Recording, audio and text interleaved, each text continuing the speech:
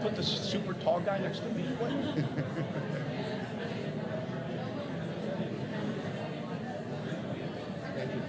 Thank you. Appreciate you very much.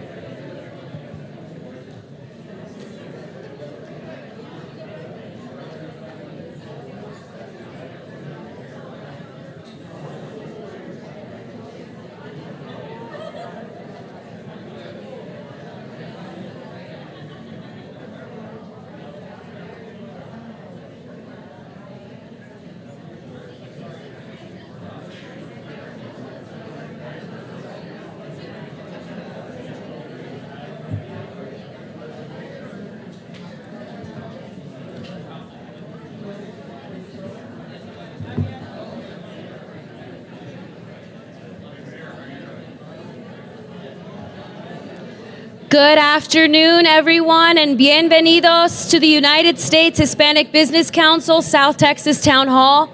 Our program is going to begin here momentarily, so we invite you, take your seats, get cozy with one another, and we'll be with you shortly. Gracias por estar aquí.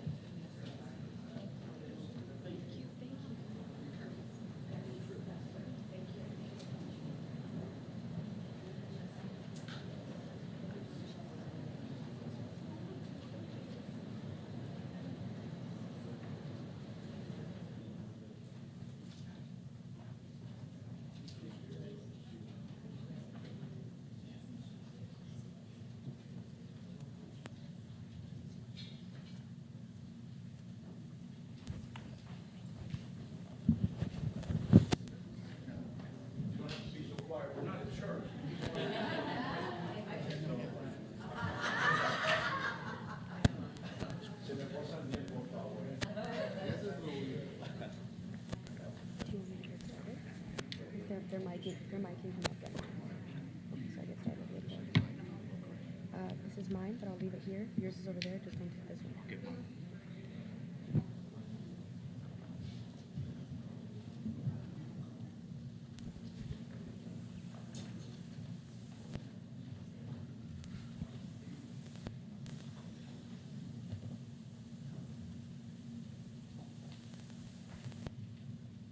It is real quiet in here, everyone. We're waiting. I'm building up the suspense. It's a pleasure to be here today. My name is Sabrina Lilu Gonzalez, and I have the honor and privilege of serving as the Vice President and Chief of Staff for the United States Hispanic Business Council. I want to personally thank each and every one of you for making today a priority on a Sunday afternoon and for joining us here. Before our program officially begins, I do want to take a moment to thank La Posada Hotel for welcoming us into your beautiful, historic space. We're excited to be here. I also want to thank the mayor and the judge for welcoming us into your home. I've got to say, you all have some great food. It has been an amazing couple of days just getting to see the town and meet the people. So thanks for welcoming us here. I also want to give a special shout out to Senator Cruz's team, who has been immensely fantastic to work with. The facilitation of making today's event possible has really been very seamless, all thanks to them. So really appreciate that. But with us this morning, we do have a few distinguished guests that I do want to take a moment to recognize, starting off with City of Laredo Council members Vanessa Perez and Melissa Cigarroa. Thank you for being here with us.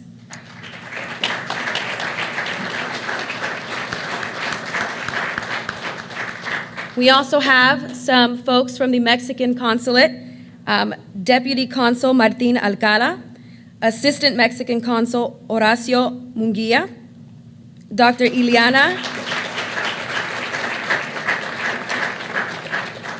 Arjona, represente Municipio de Nueva Laredo.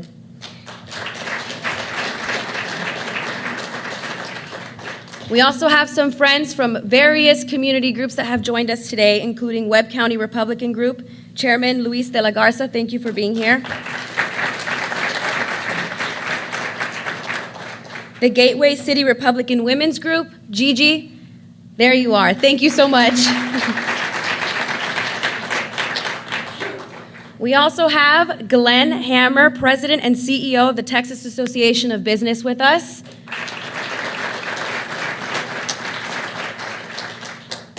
And his colleague, David Zapata, who's the Executive Director for Mexico Trade and Investment Policy Council with the Texas Association of Business.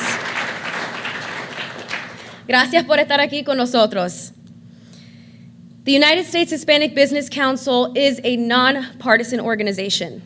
And so we collaborate with Republicans, Democrats, and independents alike by reaching across the aisle on critical issues that matter to the American people. Regardless of ideology, at the USHCC, for us, it's a massive priority to collaborate with elected officials and give them a platform to expand on their points of view. Today's event is not a debate, so the objective is to facilitate candid, insightful, and respectful conversations. So we kindly request that the audience be respectful and be silent throughout the program. I know there's a lot of excitement in the room, but also just be mindful that this event is being live streamed and televised. Así que se me portan bien o se me va a salir la cubana. Ya se me salió. There you go. So today's format will consist of our moderator asking our panelists a series of questions. These are questions that have been curated, have been submitted to us at the USHCC that we have put together for today's program.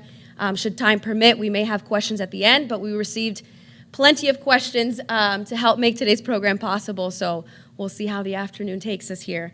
But each of these questions may be asked of one of the panelists or it may be asked of all three. So just wanted everyone to be aware of the format.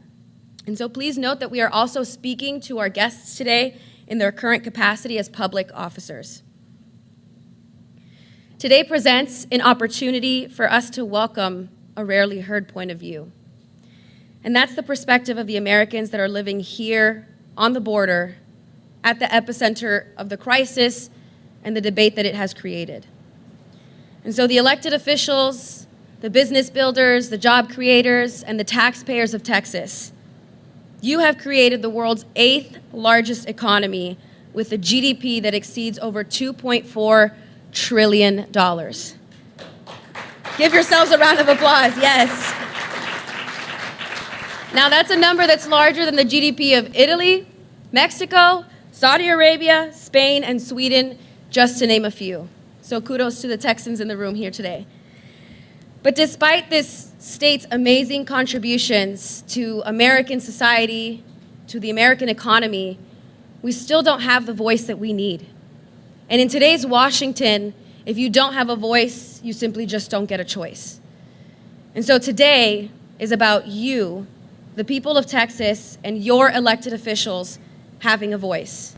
And so with that, I want to welcome the President and CEO of the United States Hispanic Business Council, today's moderator, Javier Palomares.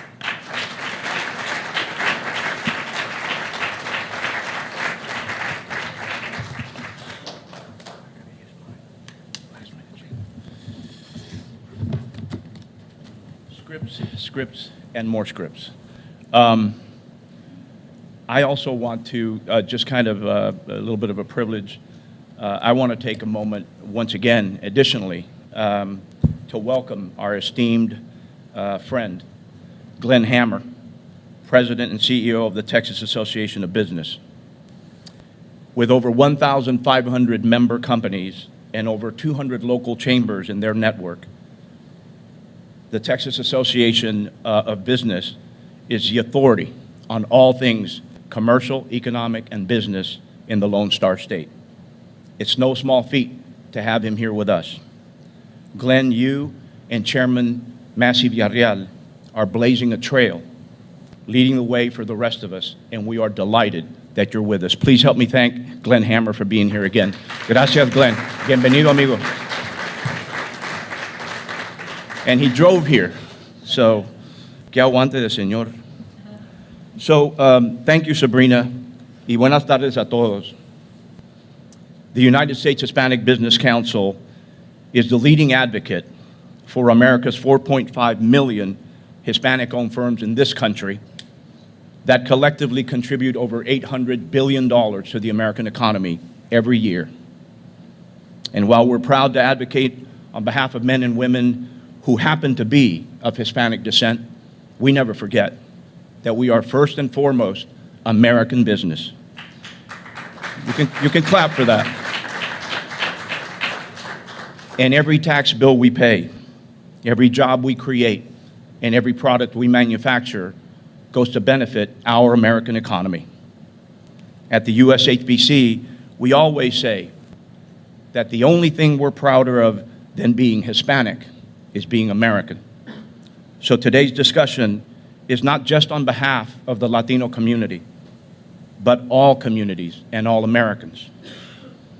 And what better place to have this discussion than right here in this town? A town that was founded in 1755, a town steeped in culture and history and tradition. We share so much more with Mexico than just a border. We share a culture, we share a history, we share a people, and we certainly share a future. Our relationship with Mexico is critically important. If you don't believe me, ask the people of Israel what it's like to have a neighbor that doesn't have your interests at heart.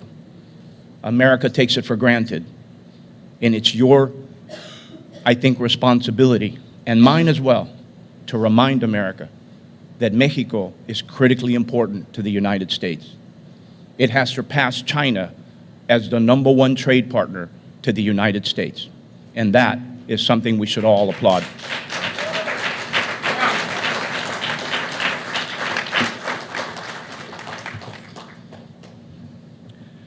So it's very fitting that we be here in this city.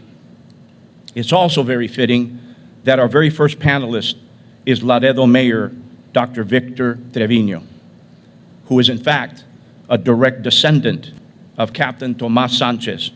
And I understand we have a few more of the future generation to come here with the mayor's grandchildren right here. Thank God you look like your grandmother, boys. You'll understand later. Tomas Sanchez was the founder of this city, and Dr. Trevino carries on the family tradition. Dr. Trevino is the embodiment of public service and commitment to one's community, and always with a passion for helping the medically underserved. His work to improve conditions on both sides of the border has earned him the very well-deserved reputation as a true champion of all people, a good neighbor, and an amazing emissary for the people of the United States. In fact, very recently, the government of Mexico presented the mayor with the Otli Award. For those of you who don't know, Otli is an ancient native word, and it means to walk the right path. And the mayor certainly continues to walk the right path. The Otli Award is the highest honor that the Mexican government can bestow upon a non-citizen. In receiving this award, the mayor is now part of a very rare group, that includes luminaries like Eva Longoria, Jorge Ramos, Julian Castro, Bill Richardson, and Edward James Olmos, just to name a few. Señor Alcalde, muchas gracias. Please take your seat, sir. Help me welcome the mayor, everybody.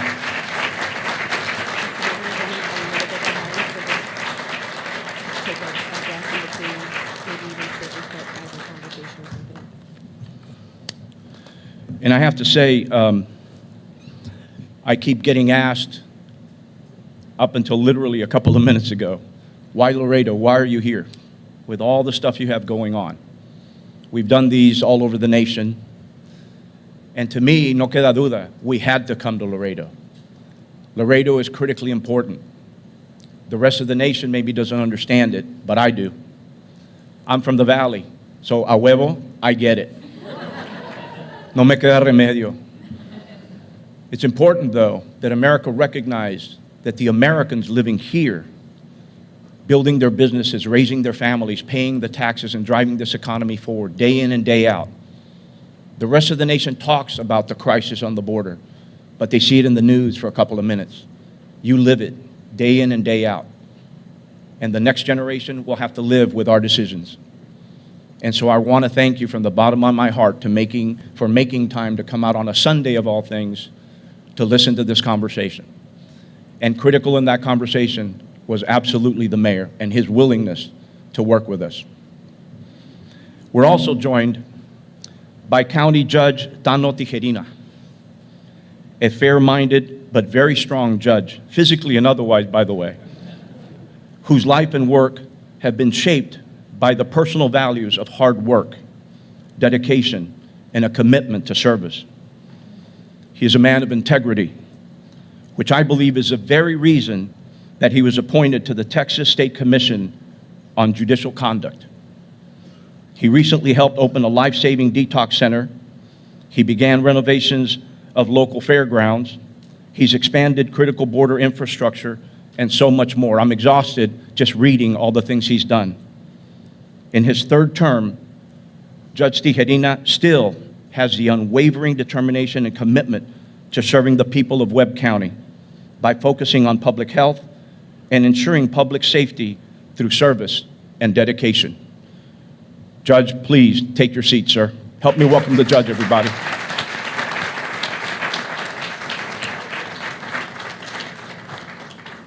I was joking with the judge earlier today, and we're going to try to explain. We have, I think, 17 media outlets all over the country tuned in right now. We have, I think, 5 or 6 of them here, and then another 12, 13 all over the nation watching live stream. And I'm hopeful that we can impart upon them the proximity of Laredo and the border, the proximity, and that you're at the epicenter of what's going on. The rest of the nation talks about it, but very few elected officials will make the time to come down here. And speaking of that, help me welcome our third panelist, Senator Ted Cruz.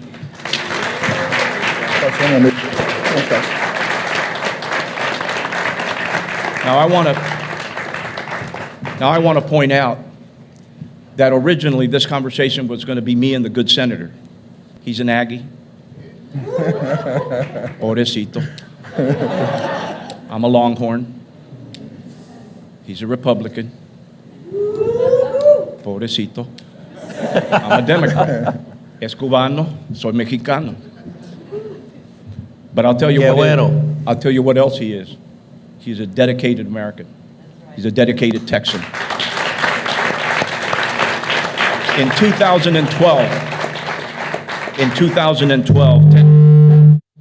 2012, Ted Cruz was elected into the United States Senate, becoming the very first and still the only Hispanic to ever serve in that role for this state and in our history. That deserves a round of applause.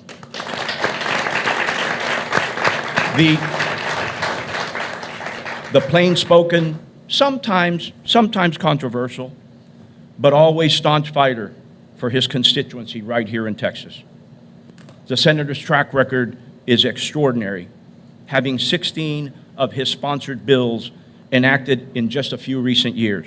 And that includes monumental legislation like the CHIPS Act, the Infrastructure Investment and Jobs Act, and the fiscal year 2024 National Defense Authorization, and the list goes on. Given his critical assignments, the senator's work will continue to benefit this nation.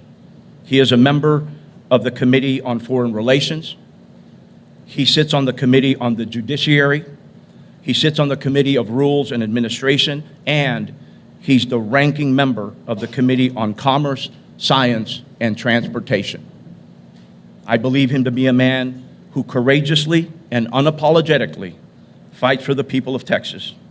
Indeed, the senator will always vote his conscience despite what popular opinion might hold, and I am delighted to welcome my friend, Ted Cruz, to the panel.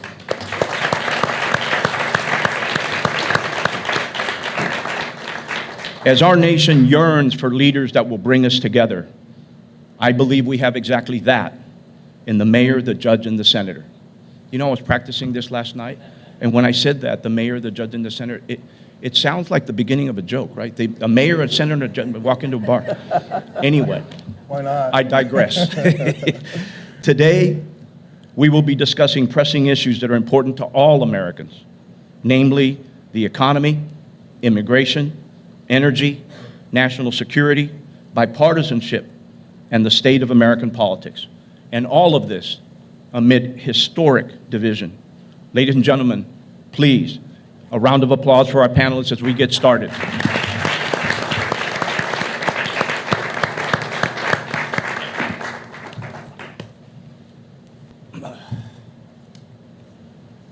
It strikes me that I'm getting old. It's better than the alternative. Well, gentlemen, I want to jump right into it. One of the reasons we've gathered here today is to offer different perspectives that each of you will bring to the discussion from a wide array of experiences and on a wide array of issues. This variety of viewpoints, though, I think is very important. It is critical, I think, to the success of our nation. So with that, I encourage you to let us know how you think. Obviously, respectfully, and we're all going to behave. But it's important that everyone in this room make time to listen. Don't allow the media to tell you what you should or should not believe. Here they are. Let them tell you for themselves. So, Senator, I'm going to kick it off with you if you don't mind. Sure.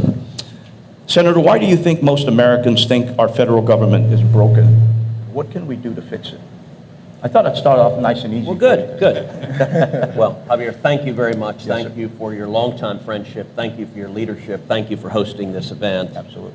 Mayor, Judge, I appreciate your joining this event. I appreciate your leadership here in Laredo, here in Webb County, here in South Texas, and I appreciate everyone coming out. Thank you for joining us this afternoon.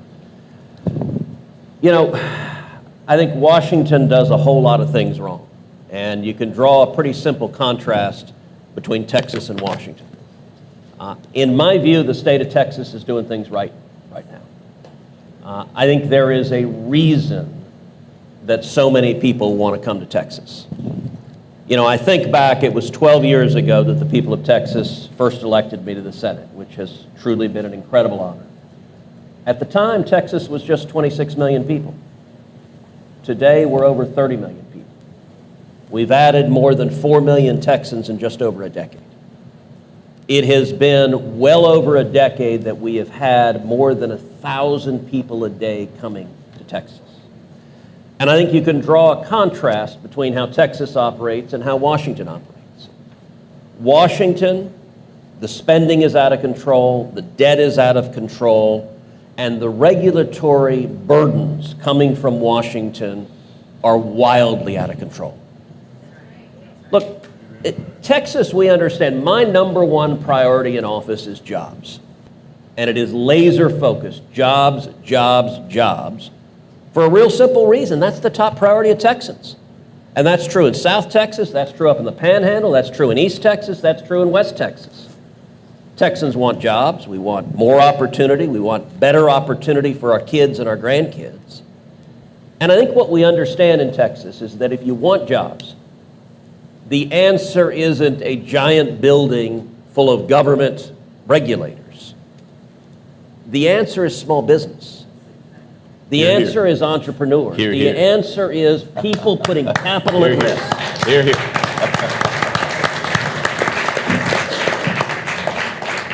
But I also think government can screw it up badly.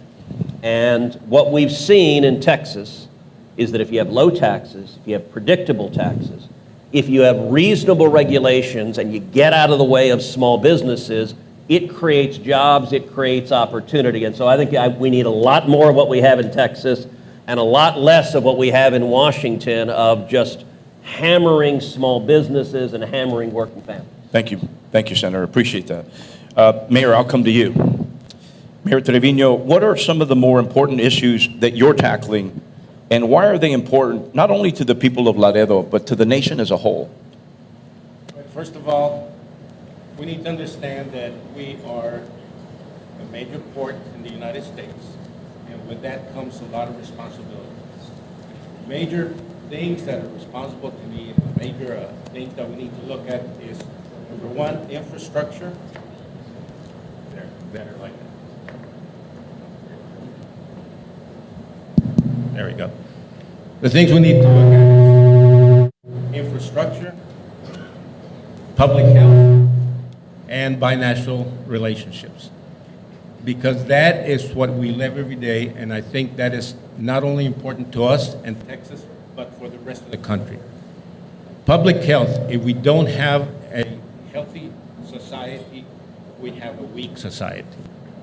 We're medically underserved. We've been medically underserved for decades, and we need to focus on how to get this fixed. We're petitioning for that, but we need to look at that as an important issue. Number two, binational relationships. We have a formula here in Laredo that works, and we have seen it work because we are the lowest illegal immigration crossing in the whole border of Texas. We have a good relationship that we focus on the problems and the solutions, not only the problems. So that's another thing. And the other thing is that we need to look at our infrastructure, because we're challenged with all this commerce, all this growth, and being the biggest port, we have to understand that we also need infrastructure. So we have to petition and have a strong voice in Austin and Washington to get those things done. Thank you, Mayor. Appreciate it, sir.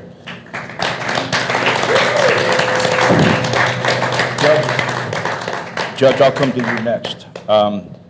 As a presiding member of the Commissioner's Court, your responsibilities revolve around overseeing the administrative branch of the county.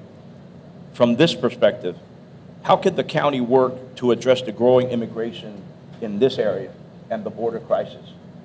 Well, first, I'd like to thank you. I think it's very important and give us this opportunity here, Webb County and Laredo locally. And I'd like to thank the Hispanic Business Council as well. And that's a good question. You know, it's the immigration, it's been many presidents that have said they're going to fix it, and nothing has been done. Back in the days when it was in the 80s, they had this, they called it the Bracero program. And it was an opportunity for people that come in from Mexico to have an opportunity. Look, I grew up not too far from here. I grew up about we have a ranch about 29 miles from town. And look, as a young man, as a young kid with my grandfather, I remember seeing all those people that were coming in. And all they wanted to do was work. That's all they wanted to do. Nowadays, it's a little different. We have to start working on this immigration, because not only those men in the 80s and 90s when they were walking through, they were just looking for jobs. What's happened nowadays is that they're not just looking for jobs, they're looking to take everything else you have. And we have to be very careful. The problem is that everybody thinks it's only Hispanics are from Mexico. And I'm not just talking about them. I'm talking about all the other countries that are coming in through this porous border. So there's a certain point that we're going to need to continue, just like Webb County, being the number one. We're one of the safest cities in the United States of America, safest towns in the United States of America, safest counties in the United States of America. And why is that? Because we have people like our senators, we have people like our governor, we have people that are like our sheriff, our constables, our PD department, locally. We're doing everything we can to keep these people safe. Is there an immigration problem? Absolutely. But we need to start working on it together as one, not just one particular party. That's right. Very well said, sir. Ted, are you sure he's a Democrat? Madre mia, Ted. In South Texas, there is much more common sense than there is in the rest of the country. Well, gentlemen, few Americans understand the critical role that Laredo plays in our national economy. In fact, Laredo is home to several international ports of entry. All of you have collaborated with our mutual friend, Congressman Henry Cuellar, and you've all played an important role in expanding these points of entry, which are critical to the American economy. Senator, I'll begin with you.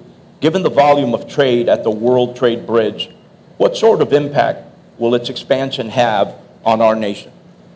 Well, the expansion of the trade bridge is going to have enormous impact, and it is long overdue. It is critically necessary, and it is an area where I've worked with both of the gentlemen on the stage, worked closely, and as you noted, I've worked closely with Henry Cuellar as well, and we won a big bipartisan victory just 6 weeks ago. Hear, hear. That was a big victory. Bipartisan, by the way, bipartisan. And I think it may be worth telling the story of how we passed our bridge legislation, because it impacts Laredo, it impacts all of South Texas and all of Texas. The origins come from a meeting with city leaders of Laredo about 2 years ago, where a number of elected officials and business leaders from Laredo were in Washington that came to my office and expressed concern that the bridge project to expand the World Trade Bridge from 8 lanes to 18 lanes, a massive expansion, was running into bureaucratic roadblocks in Washington. And in particular, so to build any bridge in America, you have to go through what is called NEPA environmental review. That's just part of building a bridge or a highway or any other major project. If you're building an international bridge, if you're crossing a border, you also need a permit from the President of the United States. Now, the way that used to work is the President would grant the permit contingent upon the completion of the NEPA environmental review. And by granting the permit on the front end, it sped up the whole process. Well, unfortunately, Joe Biden, when he came into office, he reversed the process. And Biden announced he was not going to grant any presidential permits to build any cross-border bridges until after the NEPA environmental review was concluded. The effect of that was to delay the projects here, and there are 2 bridge projects here. There's also a bridge project in Brownsville, and there's one in Eagle Pass. All 4 of those projects were delayed 2, 3, 4 years. And not only that, it made it harder for the bridge sponsors to get financing because the banks didn't want to commit money until the presidential permit was granted. And so the delegation from Laredo asked me, said, will you help? And I said, absolutely, that makes no sense at all. I will say, Mayor, naively, I thought it'd be a fairly simple matter. I thought I'd call over to the State Department, they would agree this was idiotic, and they'd fix it. Well, it turned out to be a little more complicated than that. I did call over to the State Department, and they said pound sand. So then I tried to work to bring together a bipartisan group of all of the South Texas congressional leaders. And so I authored a letter to the Secretary of State. It was joined by John Cornyn, was joined by Henry Cuellar, a Democrat, was joined by Monica de la Cruz, a Republican, was joined by Vicente Gonzalez, a Democrat, and was joined by Tony Gonzalez, a Republican. And all of us together urged the Biden administration, said, look, these delays make no sense. Reverse this policy because it's hurting South Texas and it's hurting the whole country. Unfortunately, again, the Biden administration told us, go jump in a lake. So in the fall of last year, I introduced legislation in the Senate Foreign Relations Committee, passed it out of the Foreign Relations Committee with bipartisan support. It went to the Senate floor. It passed on the Senate floor with overwhelming bipartisan support. It went to the House. Henry Cuellar took the lead in terms of corralling Democrats in the House. I took the lead in terms of corralling Republicans in the House. It passed the House with overwhelming bipartisan support, and it was signed into law last year on December 22nd.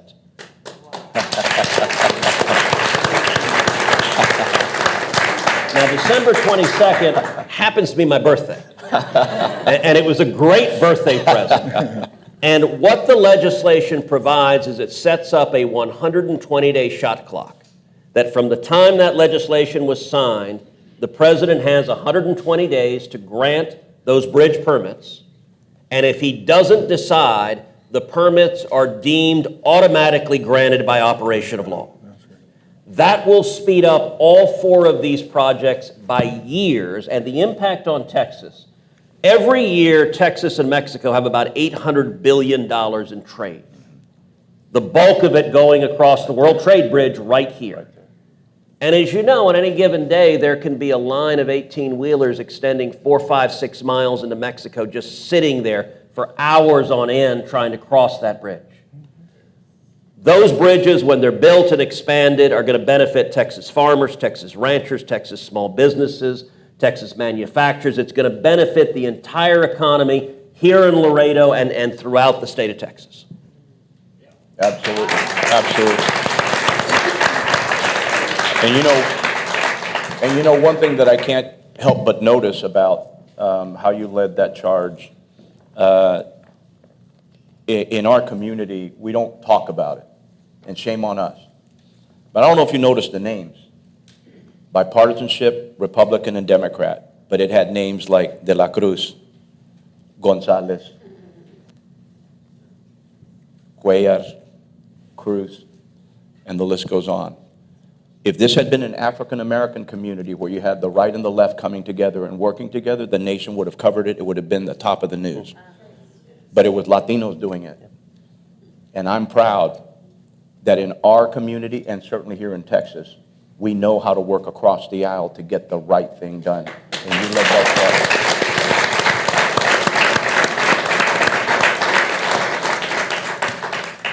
So, Mr. Mayor, how do you think the bridge expansion will improve the quality of life here in Laredo? Because obviously, this is the entry point. Yes, definitely, and there we go. First of all, thank you, Senator, for being there with Congressman Cuellar to expedite this possibility of getting a presidential permit, because that really cut the time of what we have to deal with these bureaucracies. But I think that because the World Trade Bridge will be expanded, that leaves us to more commerce, more activity, and more money coming into the state and coming into the rest of the country. But one of the things it should also implicate that we need to improve the quality of life to our citizens here in Laredo, people that work, live here, because we are looking at the largest port in the United States. We're looking at all the billions of dollars, and that somehow has to come back to our community. And I'm pushing for that we need to focus on that too. Because once we get a better input of better jobs and better ability for people to work, then we have a better quality of life overall. So that is important, and this is how it would impact our community by getting some of that money back into our community. Thank you, Mr. Mayor. Thank you, sir. Judge, I know you've been working on the 4-5 International Bridge in Rio Bravo and Cenizo area. Tell us more about that project and the implications for that work. Javier, if you don't mind, I'd like to revert back to your statement that you made a little while ago that I don't look Democrat. I'm really not. Oh, yeah. I'm actually not blue. I'm tired of the red. I'm tired of the blue. I'm red, white, and blue. I'm American.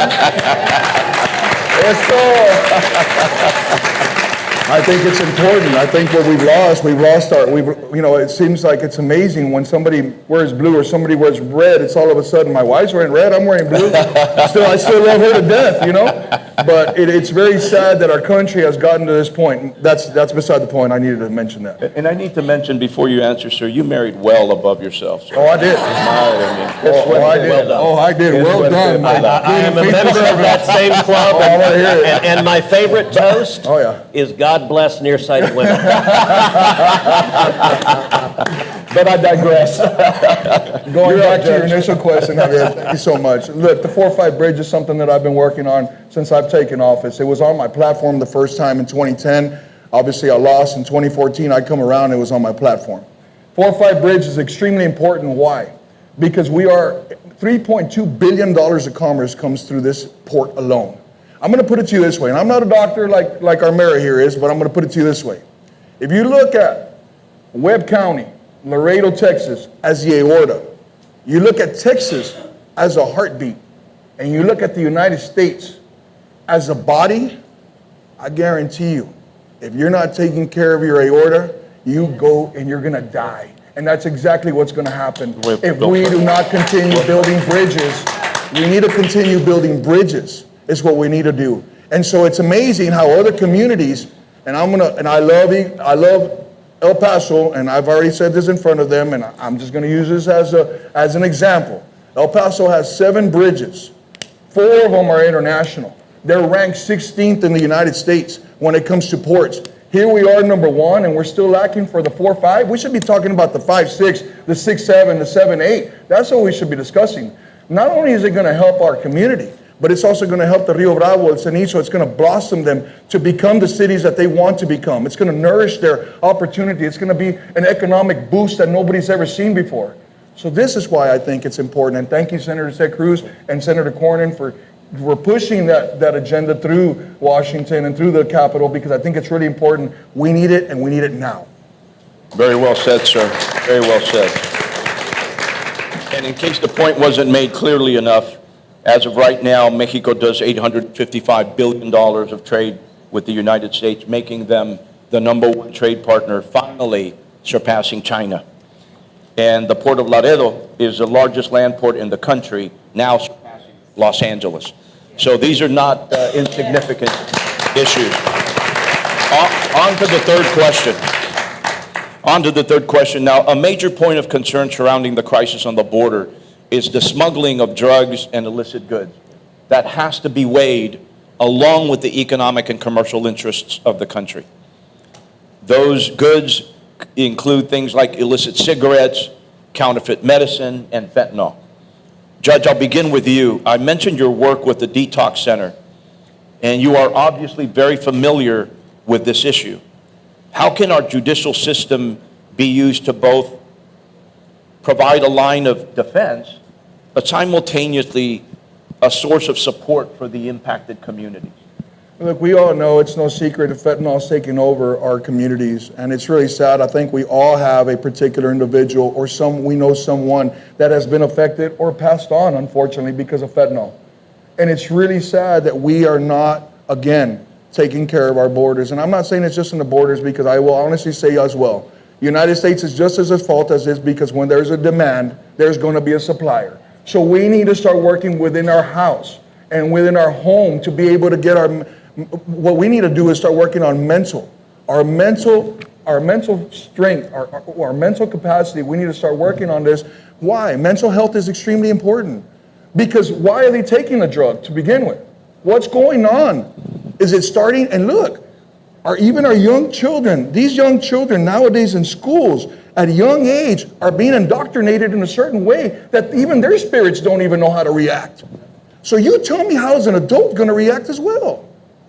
So we get into these situations that I think it's really important to be able, as far as judicial is concerned, it's really important that we stay firm and do what we're supposed to do. The DAs need to be doing what the DAs are supposed to be doing, and then we need to be funding the police and our sheriff's department and everywhere else, and not defunding them. That's what Webb County did. We funded them. Senator, thank you, Judge. Senator, and first let me preface by saying that, to my recollection, the market for illicit cigarettes in the United States is a little bit north of $300 million a year. The market for counterfeit medication is valued at $432 billion a year. And fentanyl is the #1 killer for all Americans aged 18 to 45. This is not a light issue. So, Senator, on a national level, what could we be doing better to stem the flow of these illicit drugs and goods into the United States?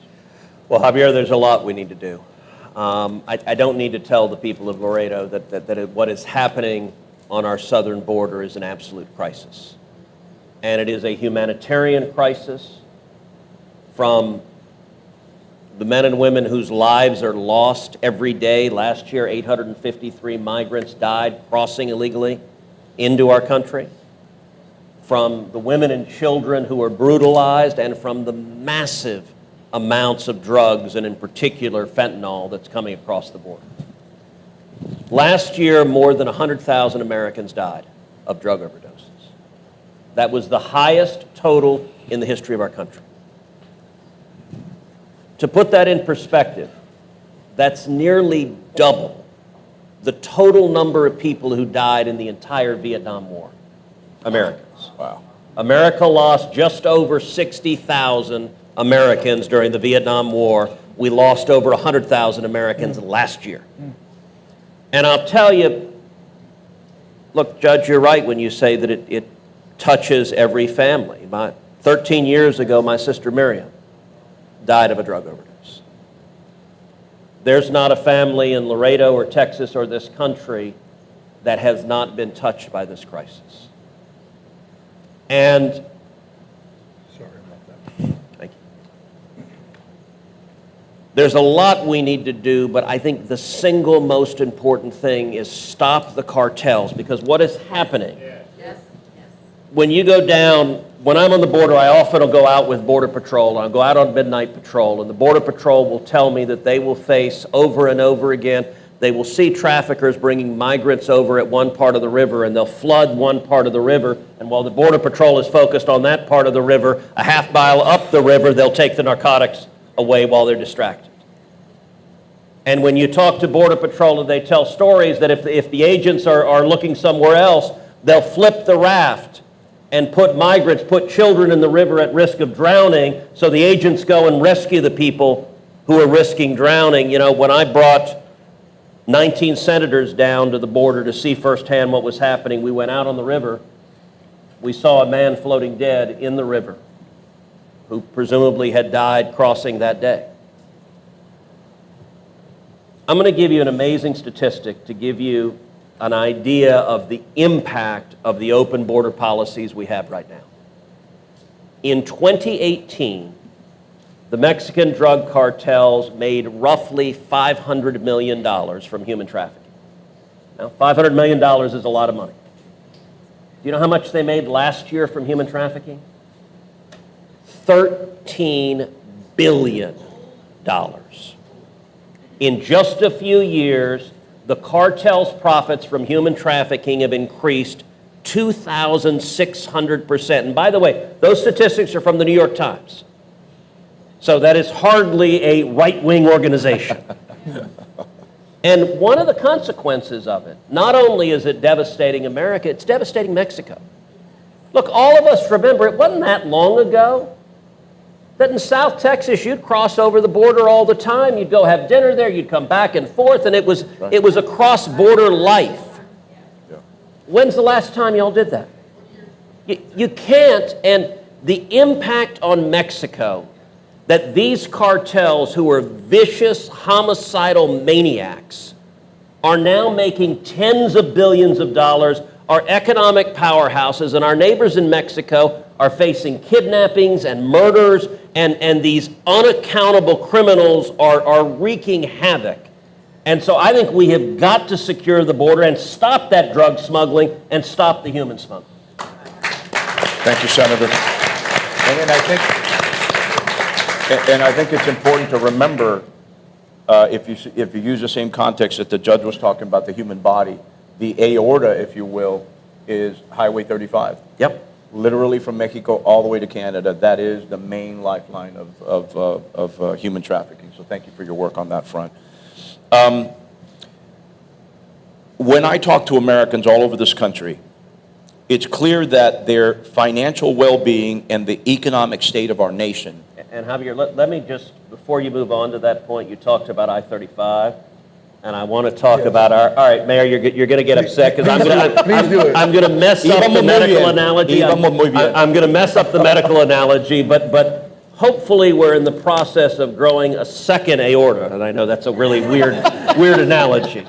And what I mean by that is legislation that I was proud to introduce and pass is legislation designating I-27, the Ports to Plains corridor, from Laredo all the way up through West Texas, the Panhandle, all the way up to Canada. That was legislation I introduced with Ben Ray Lujan from New Mexico, and we passed it. It was Cruz Lujan, and we passed it unanimously through the Senate, through the House, and that is going to create a second enormously important trade route, which is going to benefit the entire state and the entire country. Absolutely. And let's not forget Highway 69 is also going to be another interstate, and also we're looking at Highway Interstate 2.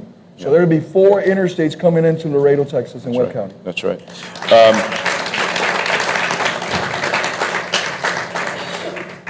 So, you know, with that in mind, Mayor, I'll begin with you again. And then the question was, you know, Americans' financial well-being and kind of the economic state of the nation as kind of the top concerns, along with immigration. So, Mayor, how can we lift the financial burden off of the people of Laredo? I think there's several ways to do it. Number one is promoting Laredo. We need to make sure that we ourselves promote Laredo as the #1 port to attract businesses. We need to make sure that Laredo is safe, being that it's already safe, but we need to bring it out there. Whereas we only have news and all the major networks about drugs on the border, about illegal crossings, about bad things on the border. We need to promote that and change that point of view that people have in the rest of the country for us. So people can come here and live here and work here, but we have to make them sure that we have to let them know that we have things available for them, like enough hospitals, enough infrastructure, enough amenities, so they can come here and be safe here. So that's one of the ways to do it. Another way is to promote our commerce, our international commerce, like we said a while ago, and create more ability for the people to have a better quality of life. These are all important things, but I think it has to start with ourselves to promote Laredo as being the major port and a nice city to live in. A lot of people say, especially youth, that there's nothing to do in Laredo and they leave, but they come back. Eventually they come back because Laredo is a family-oriented town, a lot of unity. If your car stops in the middle of the road, there's 3 or 4 people that get down and help you push it. Whereas you go to somewhere else, your car stopped, everybody looks at you, call the wrecker. So this is what Laredo is all about. I think this is our stronghold here. Thank you, sir. We appreciate it, Mayor. Now, Senator Cruz, and I don't know if you got to see him, but we're joined by our mutual friend, Hal Lambert, is in the back of the room. Hal Lambert is the former finance chair for former President Donald Trump, finance chair for Governor DeSantis in Florida, and I think he worked with you as well. He's a very good friend and a great business leader. An amazing supporter of the United States Hispanic Business Council. This question came from him. Lately, the administration has spoken quite a bit about Bidenomics.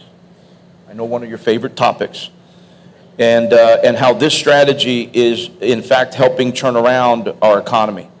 Senator, what do you think about Bidenomics? Look, I think a lot of people in Texas and across the country are hurting. They're hurting because the policies the last 3 years haven't made any sense. We have seen unprecedented spending. We have seen trillions of dollars printed. And inflation is hurting every family in Texas and every family in America. When you're paying your bills each month, whether it is going to the grocery store and suddenly the amount you're paying has risen a ton, sometimes even doubled, or whether it is paying your electricity or paying your health care or buying a home and the mortgage rate is 3 times what it was just a few years ago, or filling your gas tank.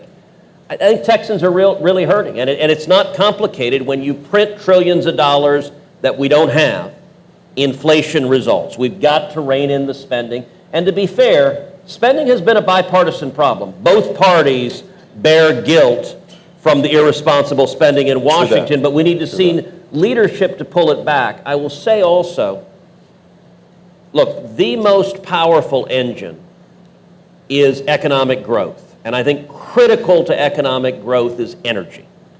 And Texas is the world's leader in energy. And I've spent 12 years as the leading advocate in the Senate for energy, for oil and gas. And I'll tell you one victory in particular that I think is really important for South Texas is that I leaned in aggressively with the administration on the Rio Grande LNG export terminal in Brownsville. That's an $18 billion investment in South Texas. And we got that through, which is critically important. It is going to bring thousands of new jobs, high-paying jobs to South Texas.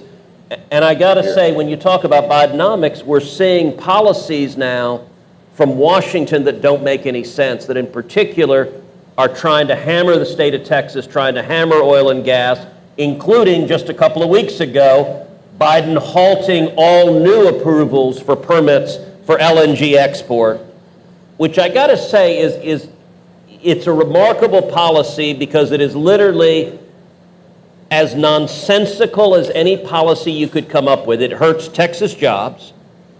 It hurts our allies in Europe. There's a war in Ukraine. And what Biden's saying is, you know what, we're not going to give Europe our natural gas. That means they got to buy it from Russia. They got to buy it from our enemies. It helps our enemies. So Biden just helped Russia. He helped Venezuela. He helped Iran.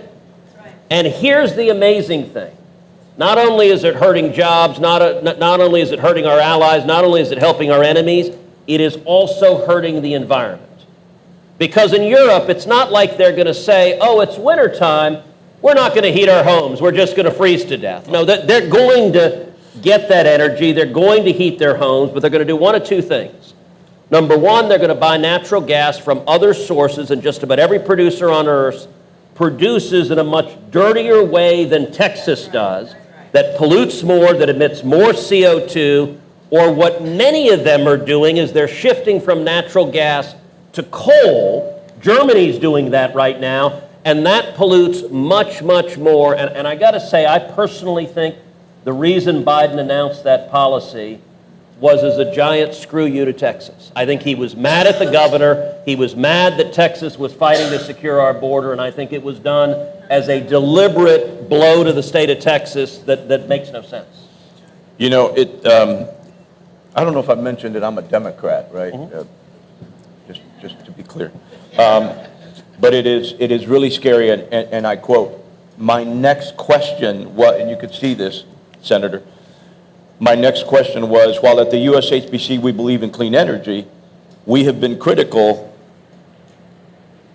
of the Biden administration strategy for getting there and believe they have gone too fast at the expense of critical American industry. So you've actually answered the next question that I had, and I can't thank you enough for fighting the good fight when it comes to protecting I the promise I traditional oil wasn't and gas cheating and looking at the book. And just one last thing, though, and I think, you know, we're about calling balls and strikes in this association. We're about telling the truth, even when it's uncomfortable. And it's often uncomfortable for me. But it is only fair and honest to say that traditional oil and gas companies were the very first and still are the largest investors in clean energy exploration. And so that deserves acknowledgement, and I want to thank you for fighting that fight. Now, on to the next question. Our nation is at a point of historic division and unrelenting, absolutely unrelenting party politics. The animosity, the vitriol, and the drama and theatrics are at a point where our government is paralyzed, and some days it feels like nothing can move forward. Judge, I'll begin with you as briefly as you can. How do partisan politics impact the work that you do? Well, it definitely does, and it's very difficult in this position. And the reason why I have come out on Fox a couple of times and I have been on the president, because in all reality, when we ask for the president, a Democratic president, here we go again, when we're asking a Democratic for president for help and he shows us none, it's very difficult to be able to not only figure out our budget and be able to spend on some of the mandates that we're getting. it's just extremely difficult. And then when you have, and I'm going to say it, when you have a governor that's a Republican, and he looks at us as a Democratic county, sometimes that gets us in a situation as well too. So we're between a rock and a hard place. The only thing that I'm trying to do, and I remind everybody again, we're Americans. When I got elected as county judge, I didn't get elected just for the people that voted for me. I got elected for the people that didn't. I got the people that hated me, that wanted me, that didn't want me in this position. But I'm still working hard for them. And I think we have gone away and astray from that. Because in all reality, and so it's been very difficult. Let me give you a perfect example. Not too long ago, President Biden obviously got in a situation where he took out Title 42. And that is one thing that I will say that I was totally against. I wanted Title 42, and it was very important that we keep Title 42. With that situation happening, guess what happened? Then all of a sudden we got into a situation where Governor Abbott, because Title 42 closed, he decided to go ahead and do a secondary checkpoint. Well, thank the good Lord that I believe that the Governor Abbott has a good sense of mind, because he realized that after a week, we lost $4 billion that week. That gives you an idea how strong this aorta is. Wow. And that gets very difficult at times, because you have, and then we get stuck in the middle here in Webb County and Laredo, Texas. And all we're trying to do is establish more credibility, more understanding, more protection for the people that live here in the United States of America. That's all we're trying to do. That's all. In our little region, we're just trying to impact them as much as possible. Thank you, Judge. Thank you. We appreciate that. Mr. Mayor, as briefly as you can, how has this political division impacted Laredo? We have seen this situation happen in our elected officials nationwide, but we need to focus on the fact that we are elected officials and we are public servants. It is not about us, it is about the public. And at the end of the day, el pueblo manda. And that should be for the rest of the country. El pueblo manda. Very well said, sir. Thank you, Mayor. Senator, how important is bipartisanship to you?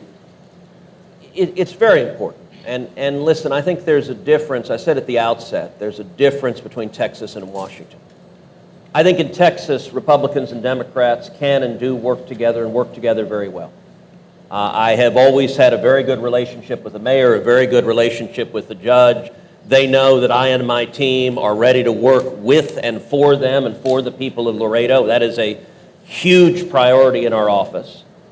And I will say, listen, there are issues in Washington where the partisan divide is absolutely real. There are issues like the open borders, there are issues like energy and spending and taxes where there are real partisan divides. But what doesn't always get as much attention is there's also a lot of bipartisan cooperation. So in my 12 years in office, I passed 98 different pieces of legislation into law. And let me just give a couple of examples in terms of bipartisan legislation.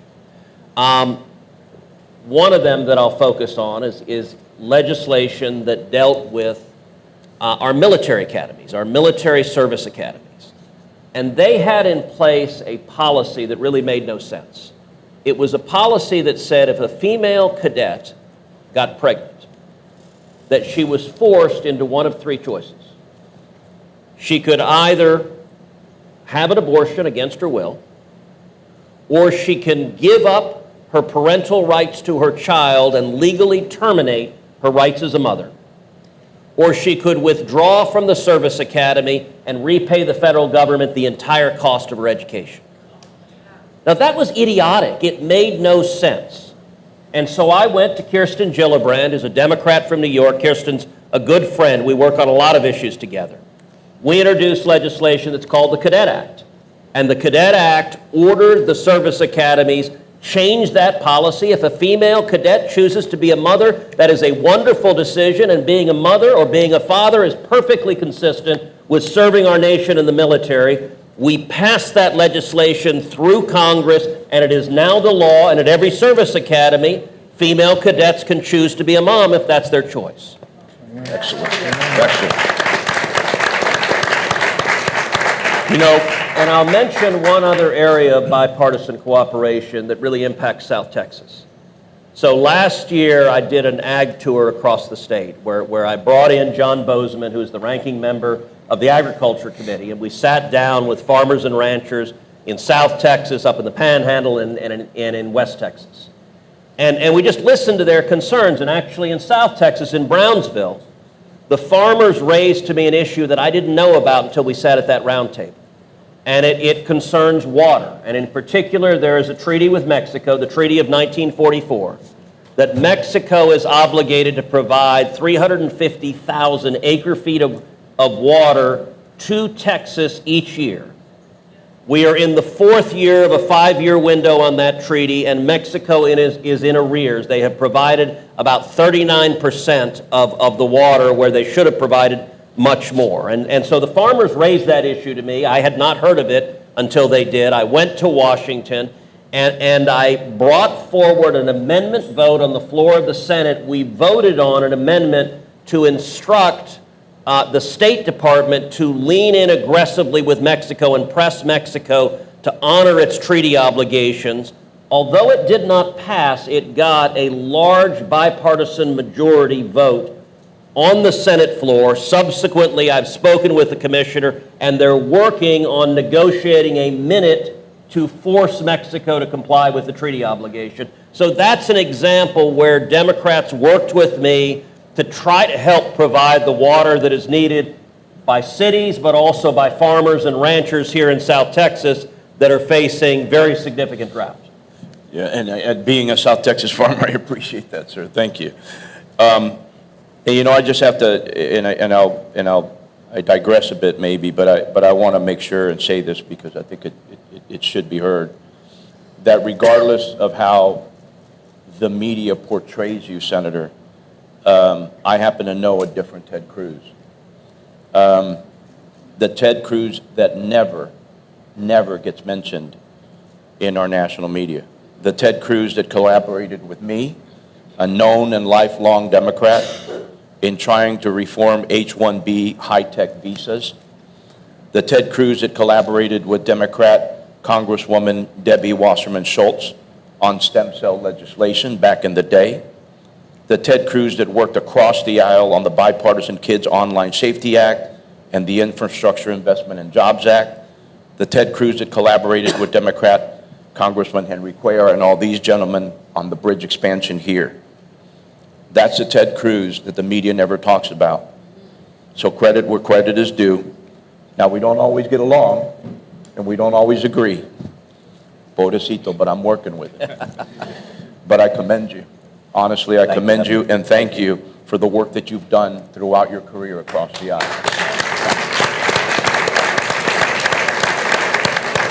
Now, this question is only for you, Senator. This is only for you.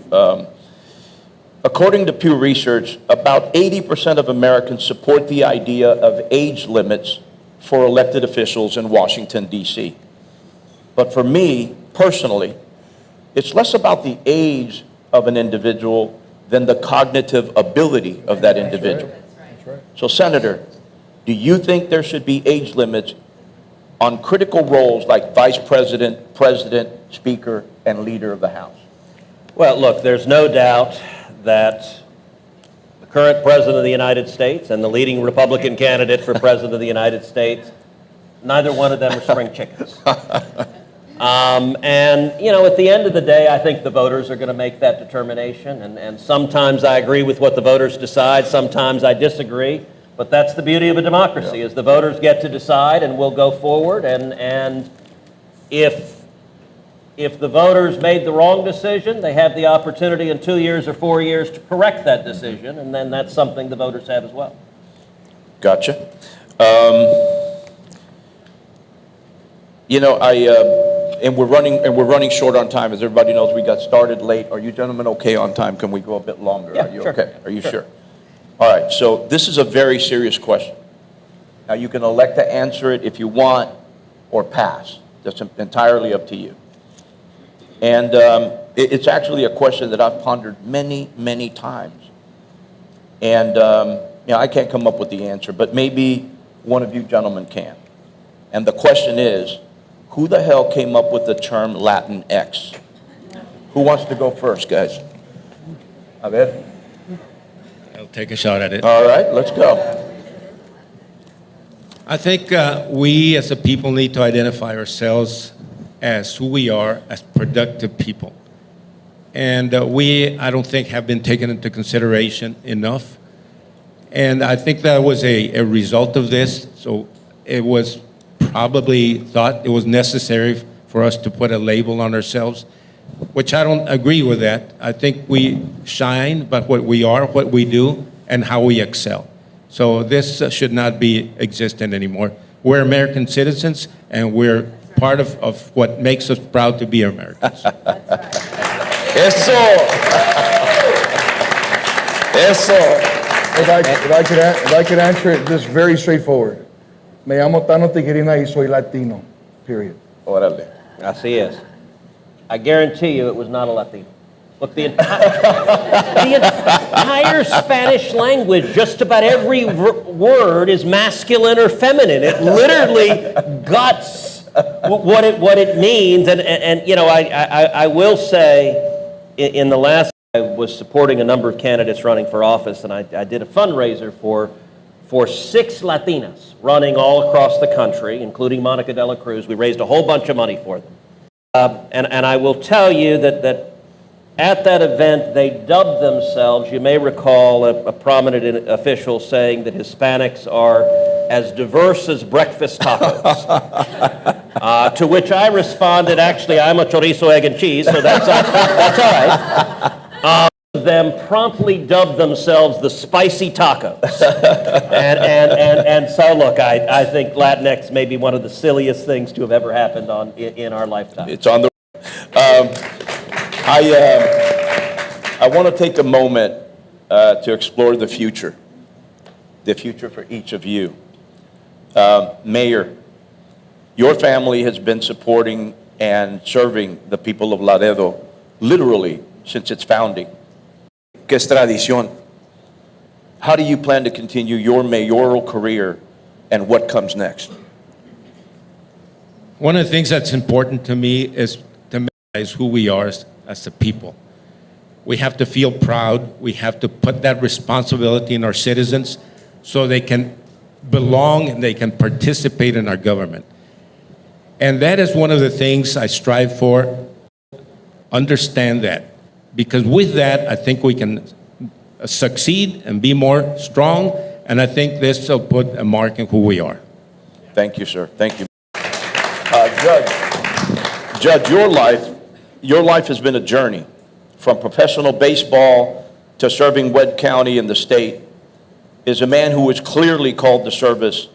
What's the next stop on your journey? First, I'd like to say that's a matter of God. I only listen to God. That's my moral compass right now. I am strategically and profoundly just being able to just keep enjoying Webb County Judge. It's an honor to be in this particular seat that I have as of right now, and that's only for so long. And then we all start stinking after a while, right?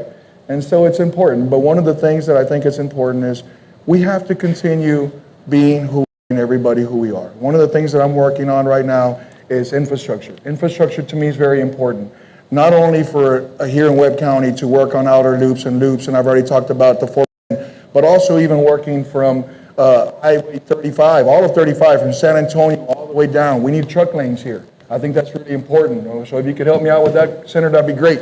We need more monies for 35 with all the trucks that we have. The other thing that we need to work on is, and one of the things is we just started and we opened up a brand new facility for our sheriff's department. That's incredibly important. And I said a little while ago, we fund it, we don't defund it. One of the things that obviously we're working on that 4-5 bridges was extremely important to be able to create more jobs, create more opportunities for the people of Webb County. We are intelligent, we are incredibly intelligent, highly motivated people that are here in this area, in this region. We just need to continue this. I think it's important to keep showing people. And more importantly, one of my phrases that I always say is puro amor. Because you know what, in our reality, we have to be puro amor. It's important that we continue showing love, not just to our family members, because we all are like family. We get into situations at times, but important to show everybody in the world and the United States. So it's really important. Puro amor. Thank you, Judge. Senator Cruz, Senator Cruz, there's been no shortage of speculating your role in the future, from president to minority leader. And I say minority leader because lately there have been calls for Leader McConnell to step down. So this is a three-part question. If Mitch McConnell were to step down and you were called upon, would you accept the role of minority leader? Well, I will say I'm not holding my... I do think we need new Republican leadership, and I've been quite vocal about it. I think when it comes to leadership, I'll tell you what I urge anyone elected to office, to the House or to the Senate, is I say it's real simple. Just do what you said you would do. That's right. Whatever you promised the voters, whatever you said in September and October, this is what I'm going to do. When you get there in January and February, just do that. The second part of the question, Ron DeSantis shot down the idea of being former President Trump's vice president if he was called upon. Senator, if you were called upon, would you be Trump's vice president? Well, once again, I'm not holding my breath. I am not anticipating President Trump making that call. Look, I will tell you, when he was president, I was his strongest ally in the Senate. And I worked hand in hand with him. And I'll tell you, I'm really proud of the policy victories that we won. We passed the biggest tax cut of a generation. It unleashed economic growth. It produced the lowest unemployment in 50 years. It produced the lowest Hispanic unemployment ever recorded. It produced the lowest African American unemployment ever recorded.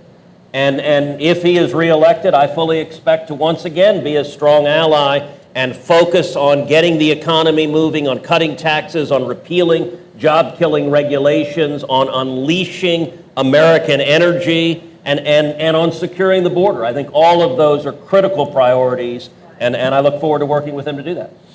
Okay. The third part of the question, and then we'll move on. And again, I apologize. I know we're running late, but you gentlemen are okay going just a bit longer, correct? We have one more question after this. Now, Senator, I've discovered there's a few Republicans down here in South Texas. Right. And many of them would like to see you run for president in 2028. So how about it? Senator, running for president in 2028? Well, look, of course I would. And I ran in 2016. I came very, very close the last time. I'll tell you, it's the most fun I've ever had in my life. And what I'll say is I'm committed to fighting for Texas and fighting for our country. You know, I think back, you've had the opportunity to get to know my father. You know, my dad came to America and he came to Texas in 1957. And he was an immigrant from Cuba. And when he arrived in Texas, he landed in Austin, Texas. He was admitted as a freshman at the University of Texas. And he was 18. He couldn't speak English. His first job, he washed dishes, making 50 cents an hour. And, you know, I've observed a number of times, if someone had come to that teenage immigrant washing dishes and had said, 50 years hence, your son is going to serve as a United States Senator representing the great state of Texas, that kid could not have imagined that. And I will tell you, in 2013, when I took the oath of office, I was standing on the Senate floor, and I was sworn in with my hand on my father's Bible. And my dad, and just tears were flowing down his face. This is an incredible country. And there, every single day, I leap out of bed because I have the incredible joy, the joy the judge has, the joy the mayor has, of fighting for the people of Texas. And that is a fight worth fighting, and it's a fight I'm committed to with every breath in my body. You can imagine. Qué orgullo, no?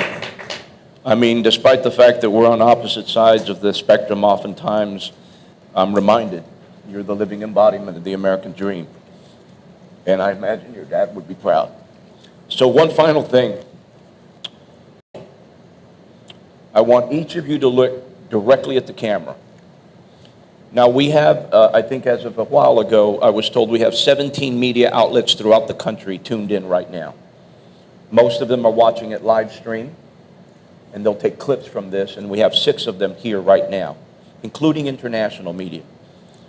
So one final thing. I want each of you to look directly at the camera and tell the President of the United States one thing. What is the one thing that you'd like to say to President Biden? And Judge, I'll begin with you. Well, President Biden and every other president, to be quite honest with you, please don't forget your people. Please don't forget the people that voted for you and the people that did not vote for you. We live in a beautiful country. We get to debate things that sometimes we don't even understand what we're debating. We get to see sides that sometimes we don't even understand. But yet we come together as one, and this is what's made our great nation come together as one. The synergy that we have, it's important for everybody to understand and not be married to party lines. Let's forget about party lines from now on, and let's stay in the middle. Let's remember that white, because we're all red, white, and blue. So I ask President Biden and every other president that's going to be coming forward, please do not forget your people, because we all are part of it. We are a part of that beautiful flag that waves so proudly, and we are patriotic, and God bless America. Thank you, Judge. Mr. Mayor, I'll go to you next, sir. What's the one thing you'd like to say to President Biden? President Biden, we need to look at ourselves as people. We're not Republicans, we're not Democrats. We need to get together. We need to get away from this dysfunction in the U.S. Congress and make things happen. But to do that, we have to be friends first. We have to realize that that's the only way we can get things done. So please, as a leader, put that motto, that vision in front of everybody so we can move ahead. Thank you, Mr. Mayor. And finally, Senator Cruz, what's the one thing you'd like to say to President Biden? What I'd say to President Biden is come to South Texas. Come to South Texas and see the consequences of the open border that has unfolded over the last 2 years. President Biden, when you came into office, you inherited the lowest rate of illegal immigration in 45 years. You made 3 decisions that caused this crisis. You halted the border wall, you reinstated catch and release, and you pulled out of the incredibly successful Remain in Mexico agreement. That caused this crisis. Here's the good news. You caused it through unilateral executive action. You can solve it through unilateral executive action. President Biden, you can solve this crisis tomorrow. And the reason I say come to South Texas is in Washington, there's a partisan divide on this issue. But if you come to South Texas, it doesn't matter if you talk to Democrats or Republicans. Nobody can defend what is happening at the border. It is inhumane, it is cruel, it is wrong, and it needs to stop.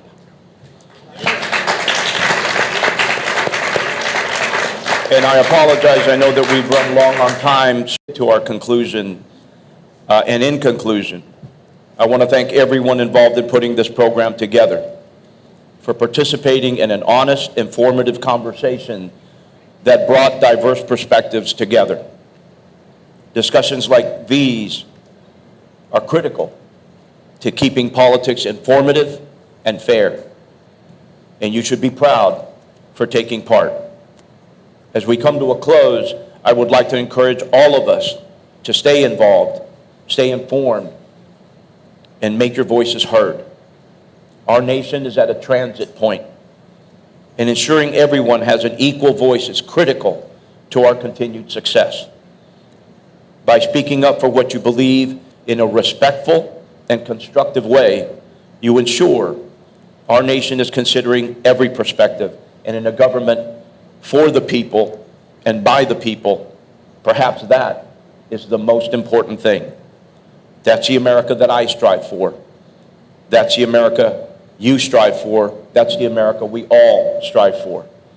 So thank you again, Mayor Trevino, Judge Tijerina, and Senator Cruz, for taking time to speak to the people of Texas and the nation.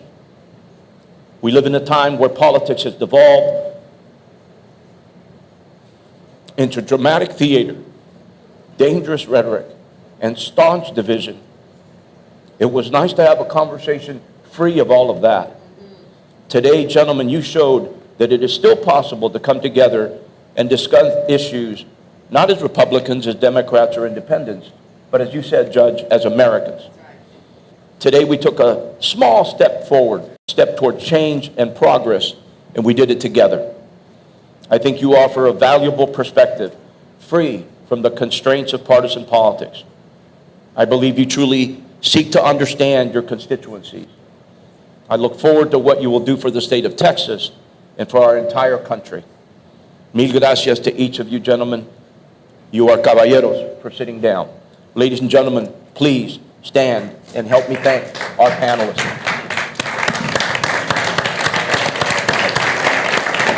Thank you. Caballeros,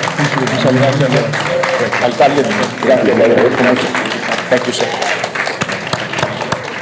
Okay, it's a wrap. Now we're going to continue out these doors. The conversation will continue, and we're going to go down to the patio and enjoy a little bit of libation, and you'll get to talk to some of these gentlemen yourselves. Thank you very much.